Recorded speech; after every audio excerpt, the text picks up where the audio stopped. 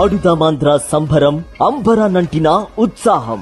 ఆట సంబరం అంబరాన్ని తాకింది. ఆటల్లో పల్లెటూరు యువత దుమ్ము రేపింది.